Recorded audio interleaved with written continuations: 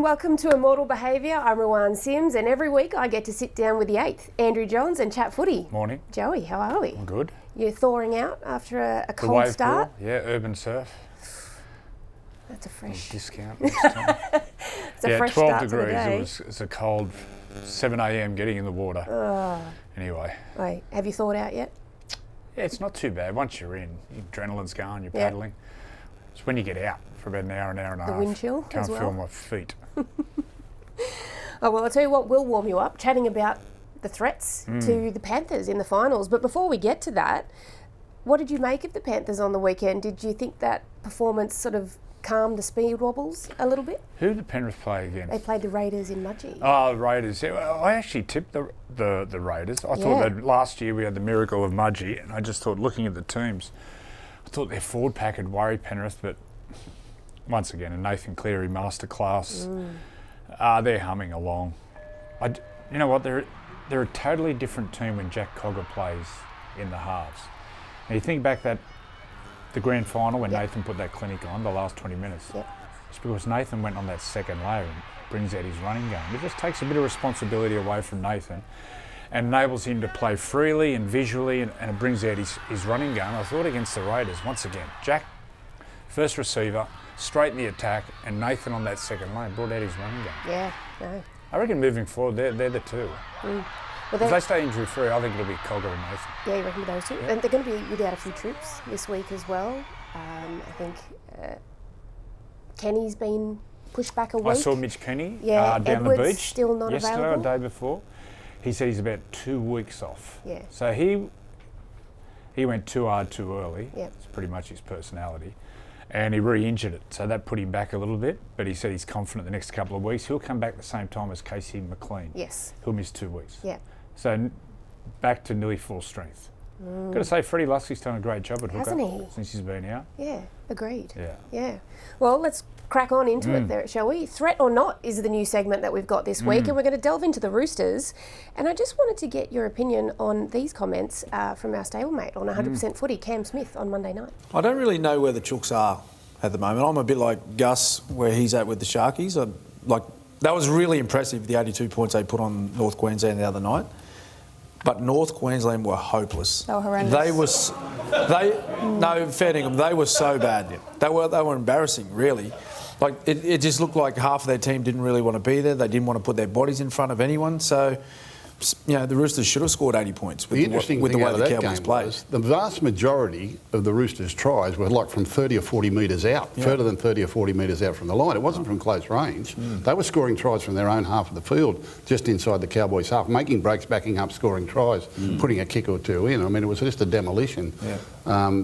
82 points. I never thought I would see that.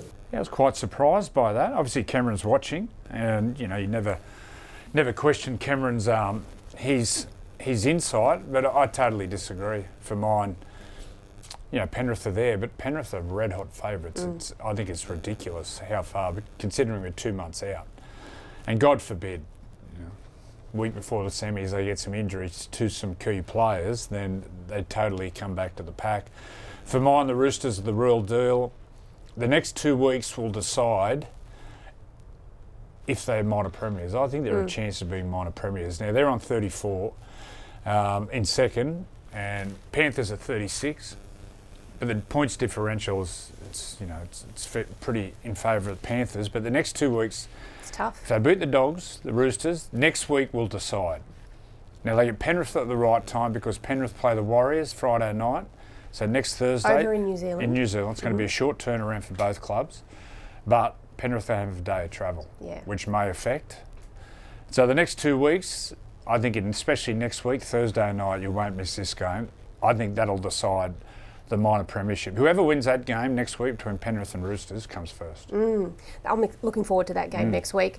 But they obviously put 82 points on the Cowboys. But what impressed me was that they didn't ease off after half-time. They continued on with that role.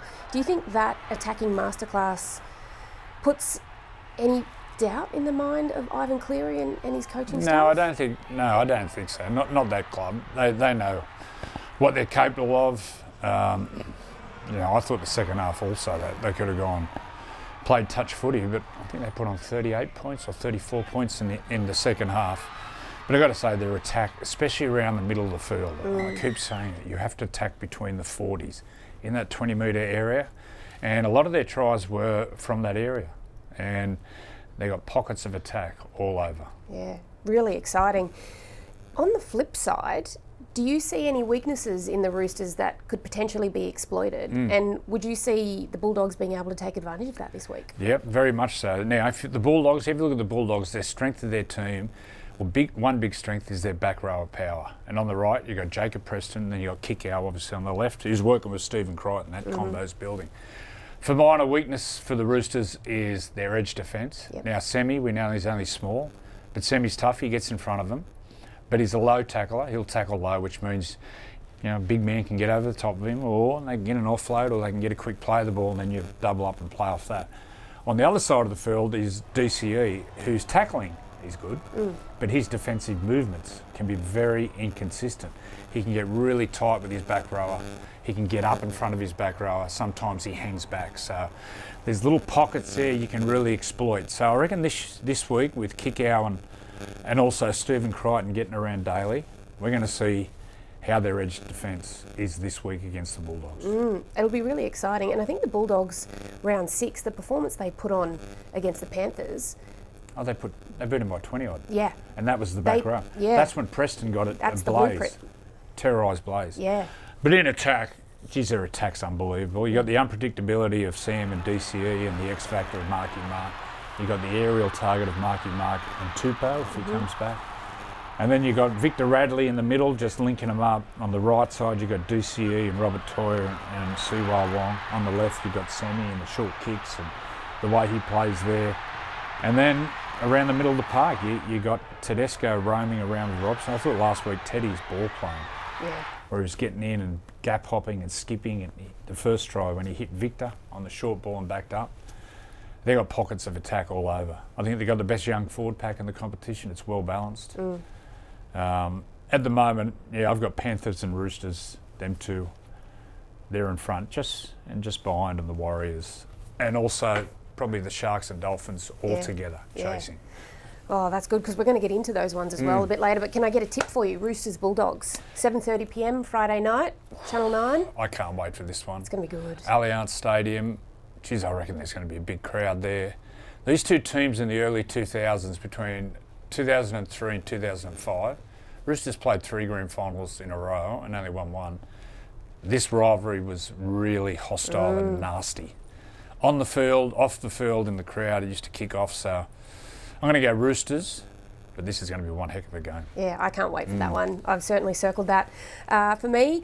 Now, threat or not, the Warriors, in a sentence, do you think they're legitimate premiership contenders? Yep. And why? Now, I had a look at their stats. Now, I think they're the highest completing team in the competition. They regularly complete over 80%. But also, now this is the big one. The penalty differential from how many penalties they get to how many they give away. They are plus 41. They are 34 penalties in front of the next team. So high completion rates, they don't give away penalties, they win the penalty count, so they don't boot themselves. Those two stats really stand out for mine. My knock on the Warriors has been they haven't got an X factor. They haven't got Reece Walsh or a Munster that just, in the big moments, just says, give me the ball, I'm going to win it. Yeah. Nathan Cleary, the last 20 minutes of that grand final. But the more I watch them, they don't need that. They don't, because they're such a well-balanced team. Now, I've been saying that I don't think they can win the competition without Luke Metcalf in the halves. I think I'm wrong there. I think Tamare Martin on the weekend against the Titans, one of the best games I've seen him play. But they're so well balanced. But their X factor comes in those young tearaways. Leka Halassin. Leotower, sorry if I pronounced that wrong. Leotower. And you got Jacob Laban and Stour Smith off the bench. Geez, I've been impressed with him. They got these young tearaway. In particular, Leka Halassin. Yeah, he's powerful. Far out, he's powerful. So they get to the semis, big groundswell of support, and look, even the most die-hard fan of clubs, whoever you go for, have got a soft spot for the Warriors. We all want the Yep. Wars to be really successful. The groundswell of support will be huge. They don't beat themselves. And when they catch fire, the Warriors boys, they catch fire. Yeah. So they're the real deal. Lock in those three. So those three, Panthers, Roosters, Warriors, you lock them in. Yep. They're the top. They're going to be locked in for the top four. And then I've got the Sharks and Dolphins duking it out for fourth. that fourth spot. Oh, well, they're taking on the Panthers this week, the Warriors, and is this their biggest test Yep. of the season? Yep. Now they play the Panthers early in the year. Yeah, they only lost by 2, 20-18. But none of the Warriors. And the none of Panthers were missing all their Origin stars Yeah. as well. We're gonna see where the Warriors are this weekend. If they don't beat Penrith, they can't win the comp. Simple as that. Okay. But if they beat Penrith this week, and their run-in, it's fairly favourable, where they go Broncos away, Souths away, Knights in Auckland, they finish with Manly in Auckland. Yep. So this week really decides if they can win the competition. If they don't beat Penrith this week, I don't think they can win the comp. Okay. But if they do, they're a genuine chance. Yeah. Do you have a tip? For Yeah, like Friday the night? Warriors. Tip Like the the Warriors. I Warriors? think they can win. Yeah? Yeah, I Nice. think they can win. I think I actually tipped them as well.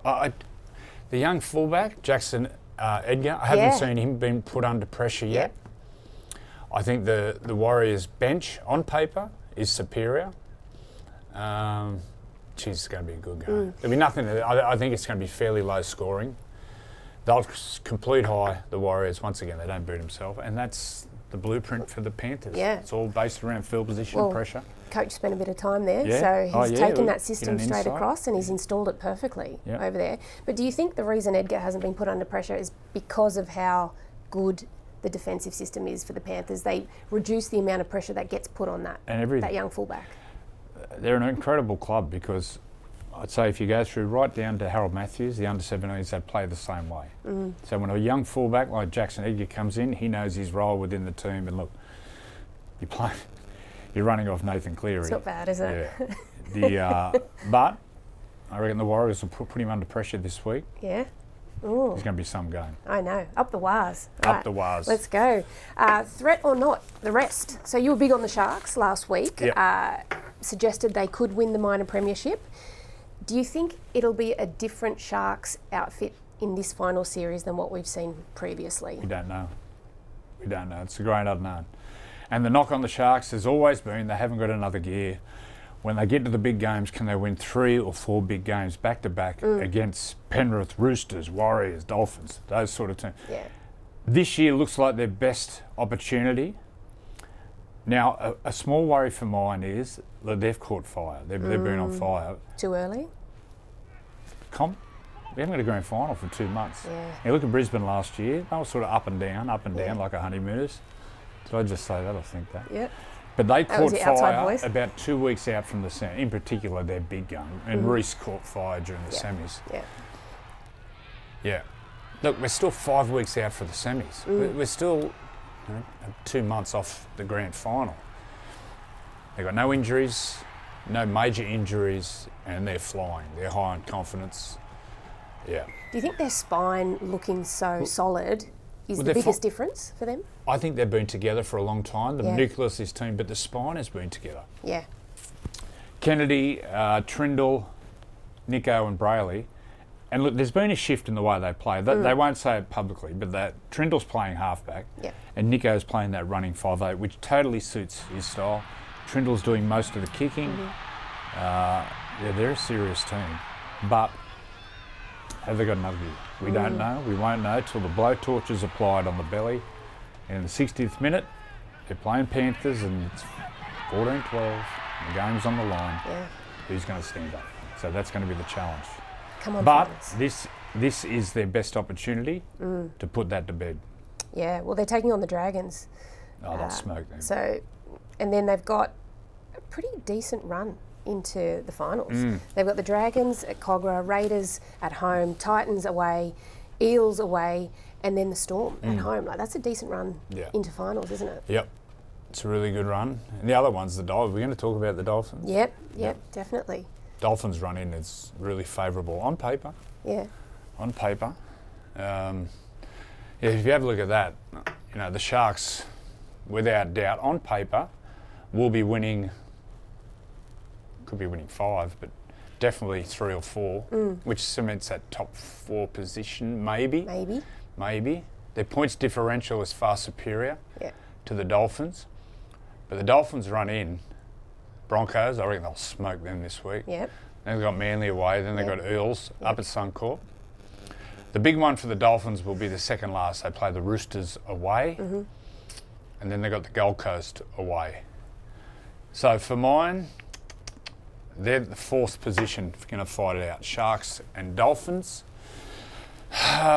Look, once again, on paper, they could win. If they win every game, they get to 40 points. Well, Those 5, they're the only teams that can win it. Yeah. Panthers, Roosters, and then a little bit behind them, I've got probably the Sharks. Then a little bit behind them is the Warriors and the Dolphins together. The Dolphins get there in the top 4, they can win it. Yeah. They got the best back line in the comp. Yeah. Well, that's what I Fast. wanted to ask you. Like, what makes you confident that they can get the job done after conceding 66 points in a season? We've never seen that in this modern NRL era before. When they start to flow like fine wine, then the points tend to go up. Yeah, they get to the top. You can't win it outside the top 4. No one's done it, and that's for a reason. Dolphins, for mine, I love their back line. Their halfback is just out of this world. But what I like, they've got a really well-balanced team, but there's 3 players in that forward pack. One is Tom Gilbert, the other one's Max Plath, and the other one's Kurt Donahue. Yeah.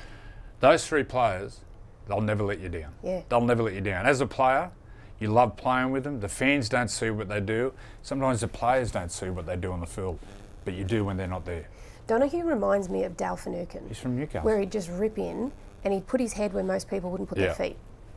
Just Well, gets that's in how on it. that's how those 3 play. Tom Gilbert, you look at his face, he's been banged around the head, his nose is like that. Max Plath is as tough as they come, and Kurt Donahue, they just do their job. And then you throw in the psychopath, which is Ray Stone. Ray, smile, he scored a try. Smile, Ray. Yeah, he's one bloke who... He rips and he's tears. a bit scary. He rips and tears. But they got some tough blokes in that pack. They do. They're serious. And I've got to say, Nickaruma's playing his best isn't he? game. When they catch fire, they score points and score them quickly. Yeah. So for mine, the Dolphins and the Sharks fighting out for that 4th position. 4th? Then who do you think the next contender is? Because looking at the ladder, it's Knights 6, None. South 7th, Dogs 8. No. Where have I got? Where's Can the others? Dogs push? No, the Dogs There's can't your win ladder it. under there. So the Knights for mine will come 6th. Yep. I think the Cowboys will go on a bit of a run. I think they'll hit back. I think they'll beat the Titans tonight. Yep. And then the thing they got in their favour is a bye. But listen to this run in. They go Titans tonight. They win that. I think I've tipped them. They got Eels away. Then they got the bye. Then they play the Tigers in Townsville. Oh, yeah. And then the last one, they got the Raiders in Townsville. So you got to say on paper, they're 5 winnable games, which will get them to 36 points.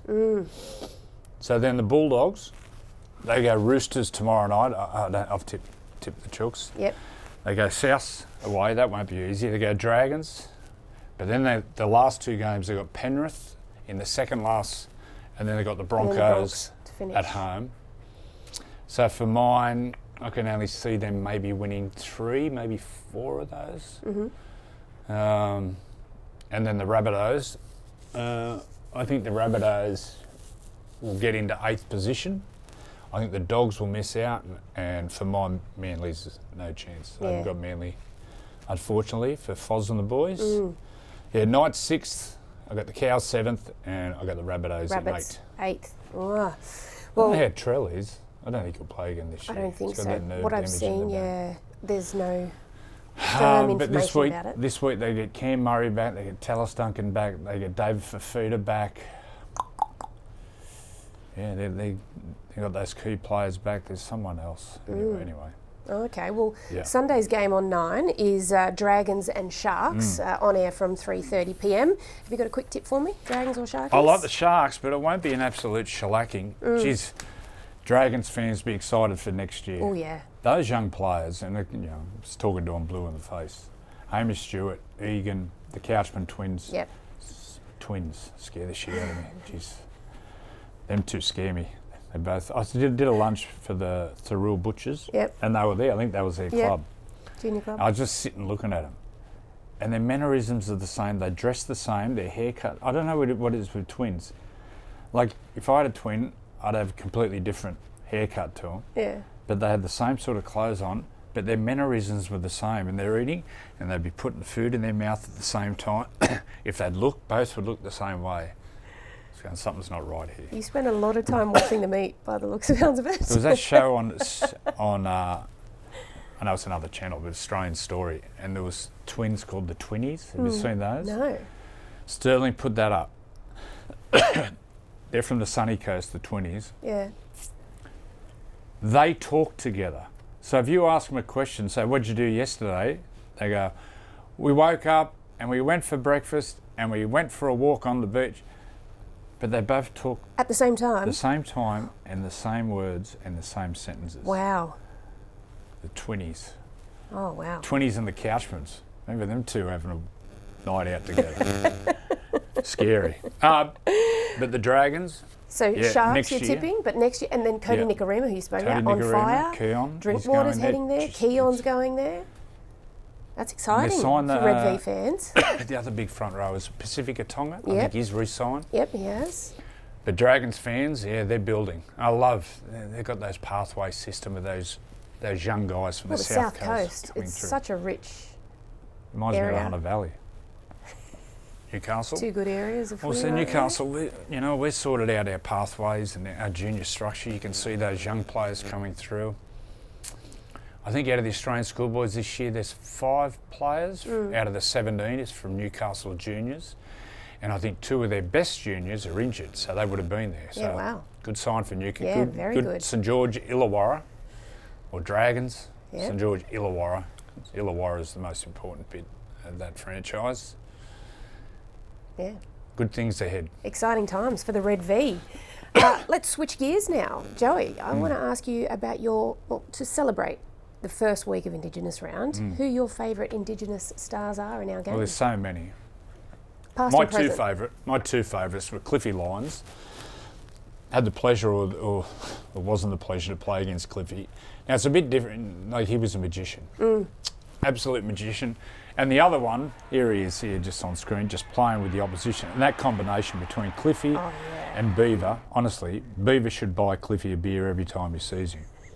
But that combination was incredible. He would react to the defence. And once again, his timing, his pass selection, he hardly ever got it wrong. He was an absolute magician, ball in 2 hands, reacting to the defence.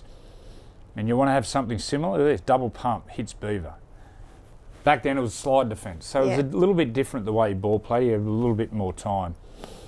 And then my other favourite, when the Bunnies play, I revolve my weekend, change my weekend, so I can just get home and I'll watch Cody. Oh, yeah. Look at this, he's just an absolute magician.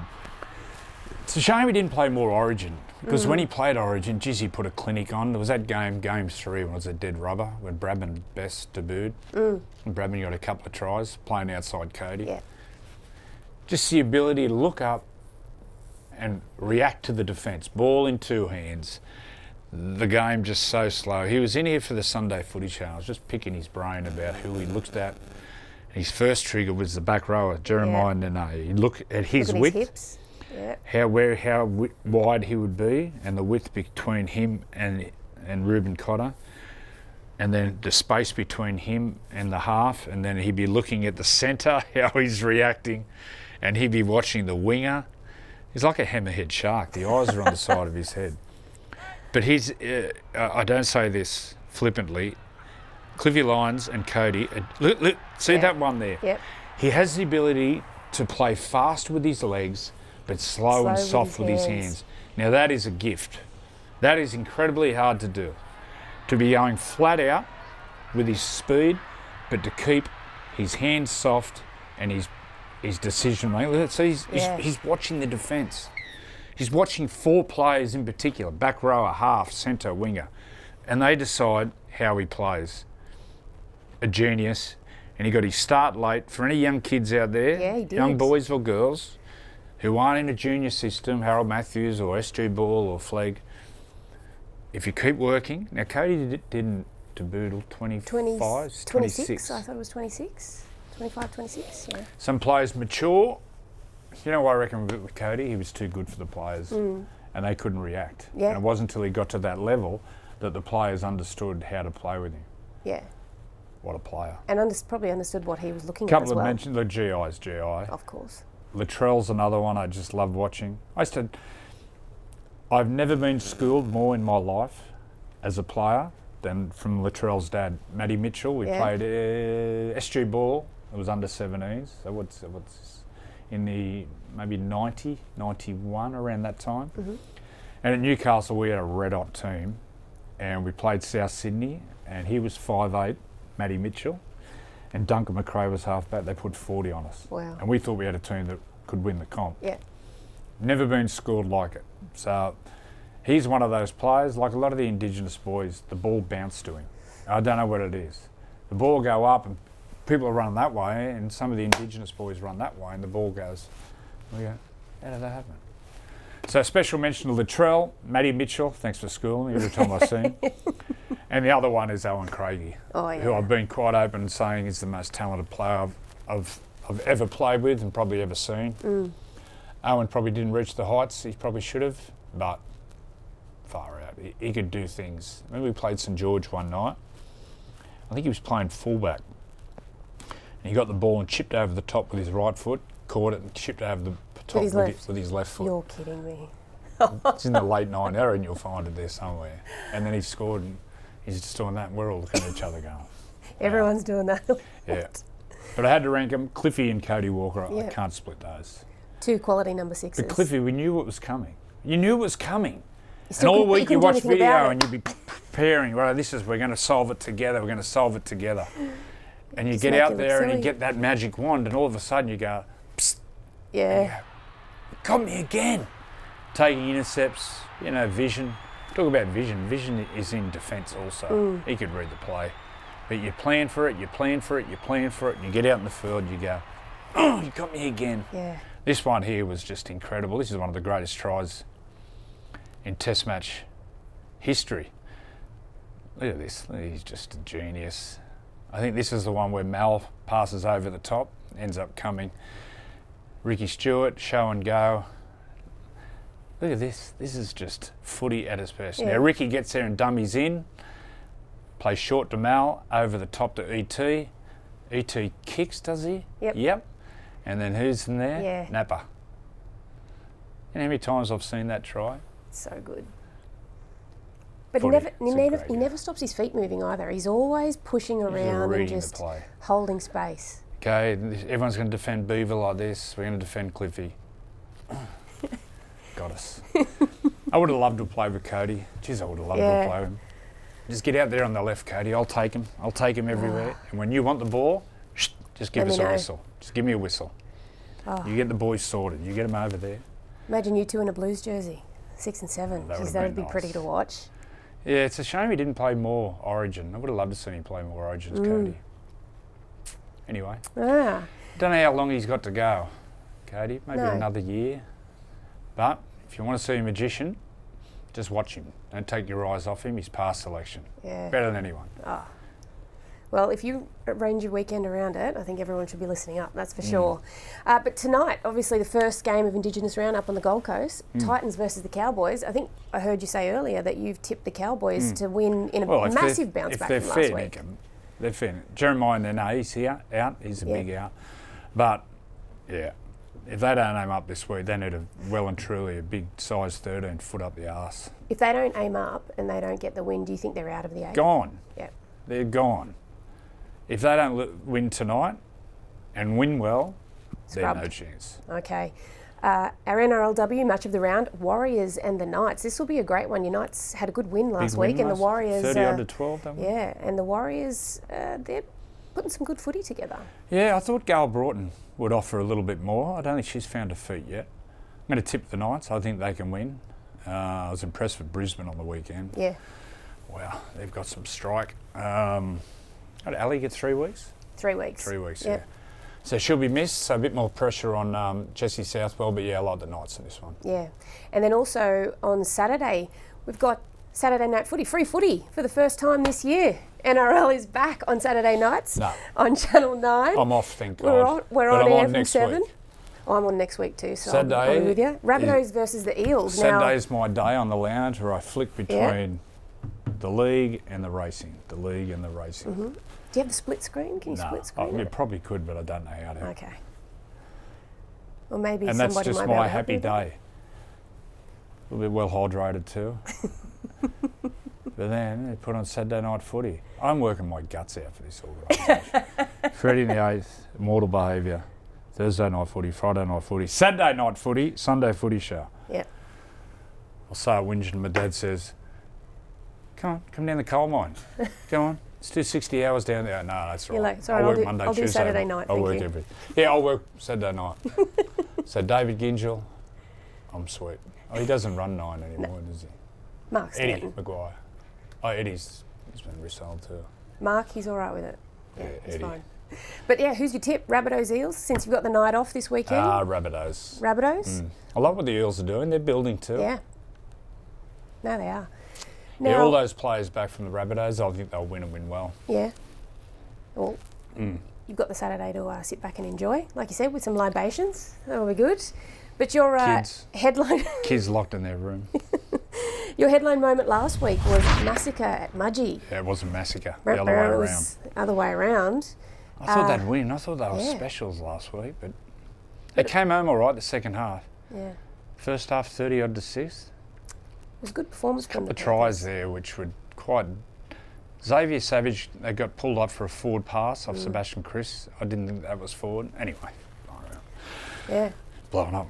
So what's your this headline week. moment for this week? Now, there was an iconic movie in the 80s, and it was on gangs in New York City. It was called The Warriors. Yep. And I think there was like 3 or 4 gangs just getting around. Now, this guy here, he's calling the Warriors out. He's got, look like twist tops, the old eye drops. Oh, yeah. And he's yelling out, Warriors, come out to play. So I think the Warriors will come out to play. Yeah, Warriors come out to play. Anyway, good weekend of footy. Yeah. Yeah. Can't wait. Well, you know what? That was a great episode of Immortal Behaviour. We got through plenty today. Say hello to all our friends in New Zealand. Yes. It's one of my favourite spots to go. I think I'm going over the end of the year, going to Raglan. Oh, You can fly direct now to Hamilton, half so it's your not luck. too far. Shout out to my great mate over there, the Mad Butcher. Butch, one of the most special people, Sir Peter Leach, one of the most special humans I've ever met. So selfless, great man, great Warriors man, great Kiwi rugby league man. also a very Mad as mad. Yeah. Yeah. Also, a really special person I'd love to give a shout out to this week is Johnny Gibbs. Yeah. He's been diagnosed with Hodgkin's lymphoma. Jonty, we're all wishing you all the best in your recovery, and you know that the NRL world is all behind you, and do your best, as we know you will. Talk about someone who's selfless. He's mentored so many people So over many. the years. Such And a great golden I eagle. think he was a counsellor when he was young. Helped a lot of those young guys on the northern beaches, but yeah, it really helped me when I retired. I was far out. I was in all sorts, and yeah, he reached out and really helped me out for that 12, 18 months, that transition, which is incredibly difficult. So yeah, we're all behind you, Gibbsy. We all love you, mate. Yeah, you'll fight it. You're a fighter. You'll go and talk to his friend, the octopus. Yes. He's got a friend, Mark, the octopus. the He goes and octopus, Mark, feeds he in the calls rock him. pool Yeah. every day. Yeah. So I'm sure the octopus sends us love too. Definitely. Don't you, Gibbsy? Should see him playing golf with him. Like, you think I'm hyperactive and wound up. You get a putt about this big. He comments, oh, Johnny boy. Oh, Johnny boy. Oh. And you walk away, and I'd be playing with Max Krillich and Fatty, and they'd be just going, look at this head case. But then when he'd putt, and he'd actually jump back. Oh! And he'd go in the middle, going, what are you doing? What did they used to call him? The raw nerve. Very funny to play golf with, but yeah, I've got a few other stories about him. Great man. He's a very funny man in general. But I think he managed Fatty for a while. did he? Oh, I did not know Smart that. guy. Yeah, he's a very intelligent man. But yeah, we know that he's going to fight this. But thanks very much for joining us on Immortal Behaviour, Joey. I'm glad you've thawed out, and we can't wait to see you guys next week.